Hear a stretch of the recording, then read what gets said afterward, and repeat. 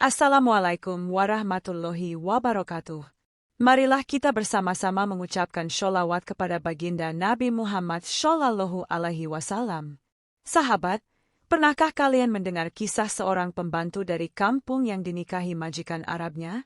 Mungkinkah seorang perempuan sederhana yang biasa mengepel lantai dan mencuci piring, akhirnya menjadi nyonya besar, istri dari bos kurma di negeri kaya raya?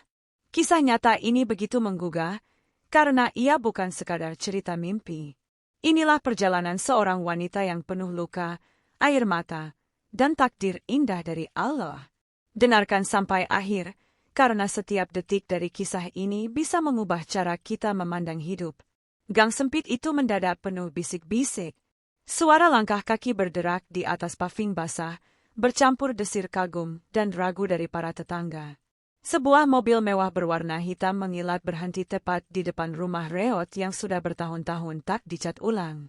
Dari balik tirai warung kecil di ujung gang, Bu Umi mencolek lengan bujung, matanya tak berkedip menatap pemandangan tak biasa itu. Itu si Sari, kan? Bisiknya nyaris tak terdengar. Ya Allah, iya, itu Sari. Tapi, kenapa dia naik mobil gede begitu? Sahut Bujum sambil memegangi dadanya. Dan itu, siapa lelaki Arab tinggi di sebelahnya? Sari turun dari mobil dengan langkah mantap. Kerudung coklat susu membingkai wajahnya yang bersih, jauh dari kesan gadis kampung seperti dulu. Di belakangnya, pria Arab berjanggut rapi membukakan pintu untuk seorang bocah lelaki mungil yang memanggil, "Ummi." Semua orang terpaku. Tetangga yang dulu mencibir, kini berkerumun di balik pagar. Pak Udin yang biasanya cuek, malah sudah berdiri sambil membawa kursi plastik, pura-pura santai di teras. Tapi pandangannya jelas, tak percaya. Katanya dia nikah sama bos kurma.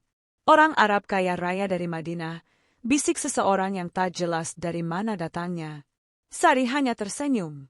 Ia menggandeng tangan bocah kecilnya dan menyapa, "Assalamualaikum, Bu Umi, Bu Jum, Pak Udin, masih ingat Sari?" Ketiganya serempak mengangguk, seolah mulut mereka mendadak lupa cara bicara. Sari memandang ke langit sebentar, lalu ke rumah tuanya yang masih berdiri walau retak di sana-sini. Air matanya jatuh, tapi cepat ia usap. "Aku pulang, Mak," bisiknya dalam hati. Dan cerita itu pun dimulai. Dari dapur majikan, dari tuduhan kejam, dari malam-malam menangis diam-diam. Hingga hari ini, ketika semua kepala menunduk tak percaya bahwa Sari yang dulu, kini istri seorang raja kurma. Angin sore menyapu dedaunan jati yang menguning. Di kampung kecil lereng Gunung Wilis, Sari duduk termenung di depan gubuk bambu bersama ibunya.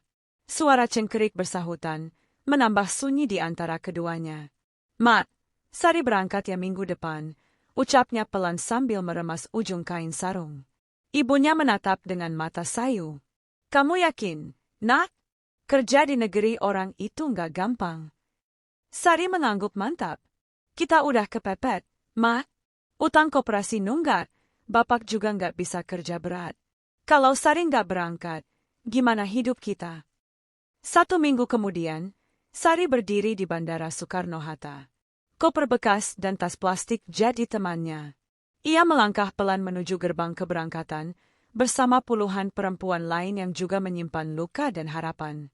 Madinah, kota suci yang dulu hanya Sari dengar dari siaran azan di radio, kini menjadi tempat tinggal barunya. Ia dijemput seorang lelaki tinggi berjubah putih, yang memperkenalkannya sebagai Syais Ahmad, majikan kamu. Sari diam menunduk, tak berani menatap wajah pria itu. Rumah besar dengan taman kurma di halaman belakang menyambutnya. Tapi suasana di dalam tidak seramah yang ia kira. "Cepat bereskan kamar itu. Kamu pikir datang ke sini mau santai?" bentak seorang wanita setengah baya dengan bahasa Arab campur isyarat. Belakangan, Sari tahu, wanita itu adalah istri pertama Syais Ahmad. Setiap pagi, Sari bangun sebelum subuh. Ia membersihkan 5 kamar, mencuci pakaian, memasak, bahkan menyikat lantai marmer hingga mengkilap.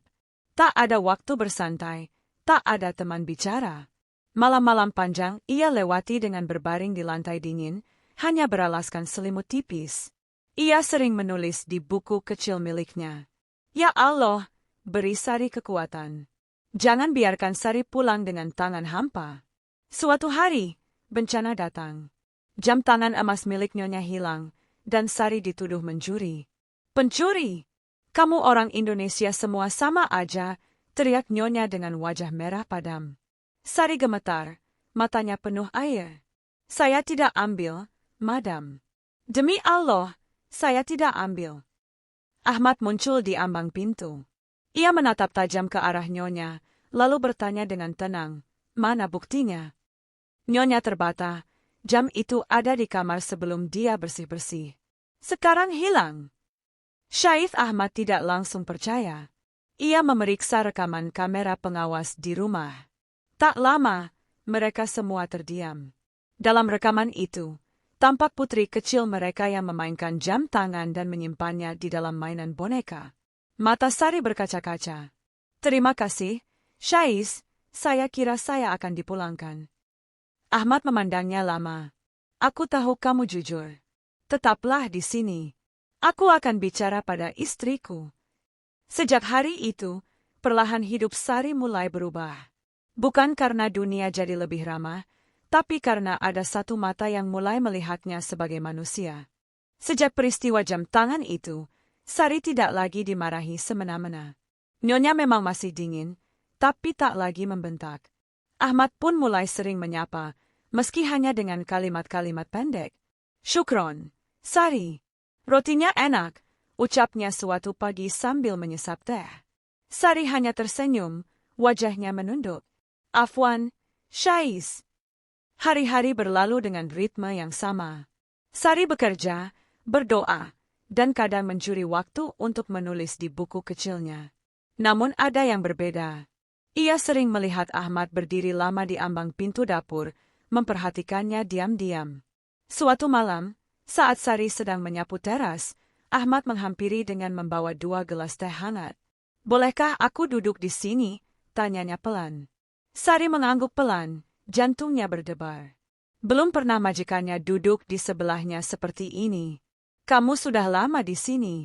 Tapi tetap sabar, tetap jujur. Tidak banyak orang seperti itu, ujar Ahmad sambil menatap langit malam. Sari hanya menjawab lirih. Sari hanya ingin bantu keluarga di kampung. Itu saja. Ahmad mengangguk pelan. Lalu sunyi. Hanya suara jangkrik dan desiran angin padang pasir menemani mereka. Beberapa minggu kemudian, rumah itu berubah. Nyonya tua dan anak-anaknya pindah ke Riyadh, dan Sari tinggal hanya bersama Ahmad serta 2 pembantu lain. Sejak itu, Ahmad sering mengajak Sari bicara. Mereka berbagi cerita. Tentang masa kecil Ahmad di kebun kurma, tentang mimpinya memperluas usaha sampai ke Asia Tenggara, juga tentang kesepiannya setelah pernikahannya hancur. Aku tidak pernah mengira bahwa orang yang paling peduli padaku di rumah ini adalah kamu, ujar Ahmad suatu hari, sambil memandangi Sari yang sedang menyiram tanaman. Sari hanya tertawa kecil. Sari cuma pembantu, Syahid. Ahmad tersenyum. Aku ingin kamu lebih dari itu. Waktu seolah berhenti. Sari menatapnya tak percaya. Apa maksud Syahid? Aku ingin kamu jadi istriku. Bukan karena kasihan. Tapi karena aku menghormatimu dan aku menyayangimu. Sari gemetar. Semua rasa bercampur jadi satu. Antara takut, haru, dan ketidakpercayaan. Ia hanya bisa berkata, tapi aku hanya perempuan kampung. Apa kata orang-orang? Ahmad memegang tangannya pelan. Biarkan mereka berkata. Aku akan menjadikanmu permaisuri di kebun kurmaku. Dan untuk pertama kalinya dalam hidup Sari, tangisnya adalah tangis bahagia. Pagi itu, matahari Madinah bersinar hangat. Burung-burung kecil beterbangan di antara pohon kurma yang sedang berbunga. Sari berdiri di depan cermin sederhana, mengenakan gamis putih lembut yang ia pilih sendiri. Tangannya gemetar memegang kerudung, sementara wajahnya memantulkan keraguan yang tersisa. Apa aku pantas? Bisiknya pada bayangannya sendiri. Di ruang tamu, Syahid Ahmad duduk bersama 2 saksi dan seorang ustadz. Ijab kabul dilantunkan dengan bahasa Arab yang fasih. Suara Ahmad tenang, tapi tegas. Dan Sari, dari balik hijab, mendengarkan detik yang mengubah statusnya dari pembantu rumah tangga menjadi istri seorang saudagar. Tak ada pesta mewah. Hanya sajadah, air zam-zam, dan doa khusyuk. Namun itulah momen paling sakral dalam hidup Sari. Ia menangis dalam diam, dadanya sesak oleh rasa syukur. Malamnya, Ahmad mengajak Sari duduk di bawah langit terbuka. Mereka menikmati kurma muda dan secangkir kahwa. Sari menatapnya ragu, masih canggung menyebutnya suami. Syaif, aku belum percaya semua ini nyata. Ahmad tersenyum, menggenggam tangan Sari lembut. Kamu bukan lagi pembantu di rumah ini. Kamu istri pemiliknya. Rumah ini milikmu juga. Bulan mengambang di langit, seolah menjadi saksi bisu kebahagiaan yang tak pernah Sari bayangkan. Dalam diamnya, ia berbisik dalam hati, "Ya Allah, benarkah ini balasan dari setiap air mata yang dulu kubiarkan jatuh di lantai dapur?" Hari-hari berikutnya berubah total. Sari kini tinggal di kamar utama. Para pembantu memanggilnya Sayyidah Sari, dan ia belajar mengelola rumah tangga dari sisi yang berbeda. Bukan lagi menyapu lantai, tapi mengatur belanja dan memilih bahan terbaik untuk dapur. Yang paling mengejutkan adalah saat Ahmad memperkenalkannya di hadapan para pebisnis kurma. Ini Sari, istriku. Dia akan ikut serta dalam pengelolaan cabang ekspor kita ke Asia. Mata-mata memandang dengan ragu, ada yang mencibir, ada yang kagum. Tapi Sari berdiri tegak. Ia sudah pernah dihina, sudah pernah dituduh. Kini saatnya ia menunjukkan bahwa perempuan desa pun bisa menjadi ratu jika Allah yang mengangkat derajatnya. Dan pada malam-malam sepi, Sari masih menulis di buku kecilnya. Kali ini bukan doa kesedihan, tapi catatan harapan. Terima kasih ya Allah, telah memilihkan jalan yang tak pernah kuimpikan, tapi Engkau tahu, itu yang terbaik. Berita itu menyebar pelan-pelan, seperti angin membawa wangi bunga ke desa terpencil. Mulai dari cerita seorang tetangga yang mengaku dapat video dari TikTok, lalu menyebar ke grup WhatsApp RT, hingga akhirnya sampai ke telinga ibunya Sari. Bu Sari sekarang jadi istri orang Arab. Katanya bos besar kurma di Madinah, ujar Bu Yanti sambil terengah membonceng sepeda. Ibu Sari menjatuhkan centong sayur. Allahu Akbar, benarkah itu anakku? Hari itu juga, rumah bambu sederhana itu dipenuhi warga. Semua ingin tahu cerita lengkapnya. Dari kepala dusun, ustadz, sampai anak-anak sekolah datang bertanya-tanya. Ada yang percaya, ada yang iri, tapi semua penasaran. Sari, dari ribuan kilometer jauhnya, duduk di kantor mungil berpendingin ruangan sambil menatap layar laptop. Ia sedang menyiapkan proposal pengiriman kurma ajwa untuk pasar Indonesia. Ahmad duduk di sebelahnya, membacakan satu persatu data dari dokumen impor. Nama pengirim, Sari eksportir. Ini nama kamu, sayang, ucapnya sambil tersenyum. Sari tersenyum malu. Aneh rasanya, Syais, dulu saya cuma bersihin lantai, sekarang kirim kurma ke tanah kelahiran sendiri. Ahmad menatapnya dalam. Karena kamu punya hati besar dan niat yang tulus. Semua ini adalah hasil dari ketulusan itu. Setelah semua siap, Sari meminta izin kepada Ahmad untuk pulang ke Indonesia sejenak. Bukan untuk pamer, tapi untuk mencium tangan ibunya dan menunjukkan bahwa kerja keras dan kesabaran bukanlah cerita kosong. Saat Sari turun dari mobil di depan rumahnya, Ibu Sari langsung memeluknya sambil menangis. Anak Mak sudah jadi orang besar. Allah, Mak kira kamu gak bakal balik. Sari menunduk, menempelkan wajahnya di pangkuan sang ibu. Sari janji Mak, Sari pulang bukan untuk sombong, tapi untuk membuktikan doa Mak itu dikabulkan Allah. Warga berkumpul di balai desa. Kepala dusun memperkenalkan Sari sebagai tamu kehormatan, bahkan ustadz setempat meminta Sari berbagi kisah kepada ibu-ibu muda agar tak pernah meremehkan kerja halal. Saya ini dulu cuma pembantu, ujar Sari dengan suara bergetar. Tapi Allah kasih jalan di tempat yang gak pernah saya bayangkan. Syaratnya cuma satu, jangan menyerah. Tepuk tangan menggema. Beberapa ibu menangis. Dan seorang gadis remaja berbisik ke temannya, "Aku juga mau kerja keras kayak Mbak Sari, biar bisa banggakan ibu." Sari menatap langit senja. Kurma-kurma dari tanah Arab mungkin hanya buah biasa di mata orang kaya, tapi baginya setiap buah yang dikirimnya mengandung kisah tentang air mata, keringat, dan cinta yang disiram sabar. Hari itu Sari duduk di beranda rumah ibunya. Matanya memandangi halaman yang kini sudah ditanami bunga-bunga oleh anak-anak kampung. Di pangkuannya, sebuah album foto pernikahannya dengan Syahid Ahmad terbuka lebar. Suara ayam berkokok di kejauhan membuatnya tersenyum. Rasa damai yang dulu hanya impian, kini menjadi kenyataan. Tiba-tiba, seorang pria paruh baya datang tergesa-gesa dari arah gang sempit. Sari mengenalnya. Itu Pak Darto, mantan ketua RT yang dulu sering menyindir keluarganya karena miskin. "Sari, katanya terengah. "Ada yang nyari kamu.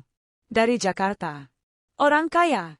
Katanya mau ngelamar kerja di perusahaan ekspor kamu." Sari terdiam sejenak. "Siapa namanya, Pak?" Dia nggak bilang, tapi katanya mantan suami dari saudara jauh kamu. Namanya Bayu. Sari membeku. Nama itu seperti denting bel yang membangunkan kenangan lama. Bayu. Lelaki yang dulu mengejeknya pembantu tak berguna, yang menertawakannya saat ia pamit jadi TKW karena tak sanggup beli beras. Tak lama, sebuah mobil mewah berhenti di depan rumah. Pintunya terbuka, dan dari sana turun seorang pria berjas kusut, wajahnya letih, mata cekung. Ya, itu Bayu. Mantan tetangga, sekaligus orang yang dulu memandangnya rendah. Sari berdiri di ambang pintu. Ia tidak marah, tidak pula sombong. Ia hanya menatap Bayu seperti melihat masa lalu yang telah dikuburnya. "Assalamualaikum," Bayu menyapa gugup. "Apa kabar, Sari?" "Waalaikumsalam. Alhamdulillah, baik. Silakan duduk." Bayu menatap Sari lama. "Aku dengar kamu sekarang ekspor kurma?" Aku kehilangan usaha di Jakarta. Digulung utang. Butuh pekerjaan. Apa aku bisa bantu-bantu di perusahaan kamu?" Sari menatapnya dengan lembut. "Dulu kamu bilang aku nggak akan jadi apa-apa. Sekarang kamu datang minta kerja. Dunia memang berputar, ya." Bayu menunduk malu. "Aku salah, Sari. Aku akui." Sari menarik napas panjang. Lalu tersenyum. "Baiklah, besok ikut aku ke gudang. Ada banyak pekerjaan di sana. Tapi ingat, semua orang di sana kerja keras. Kalau kamu niat cuma setengah, kamu akan tertinggal." "Insya Allah, aku serius, Sari," jawab Bayu lirih. Dan hari itu, Sari membuktikan bahwa balas dendam paling anggun adalah kesuksesan. Ia tak perlu menghina atau membalas. Cukup dengan menunjukkan bahwa orang yang diremehkan pun bisa berdiri lebih tinggi dengan tetap menjaga hati. Sebelum kembali ke Madinah, Sari mengajak ibunya dan beberapa anak yatim desa makan di rumah makan Padang favoritnya. Bukan karena mewah, tapi karena dulu di sanalah ia hanya mampu membeli nasi bungkus dengan lauk sambal doang. Ibu Sari menatap putrinya dengan mata berkaca. "Mak nggak pernah mimpi kamu bisa kayak gini, nah. Dulu Mak cuma bisa doain kamu pas sujud terakhir." Sari menggenggam tangan ibunya. "Mak, kalau bukan karena doa Mak, Sari nggak mungkin kuat. Semua ini Sari kembalikan buat Mak." Beberapa hari kemudian, Sari dan Ahmad kembali ke Arab. Tapi kali ini, bukan hanya sebagai pasangan suami istri.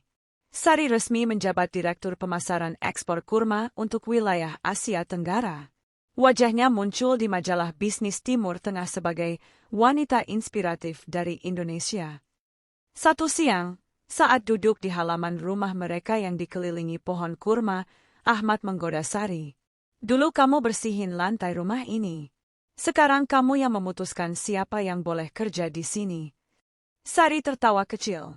"Dan kamu dulu majikanku. Sekarang suamiku. Hidup memang penuh kejutannya, Syais."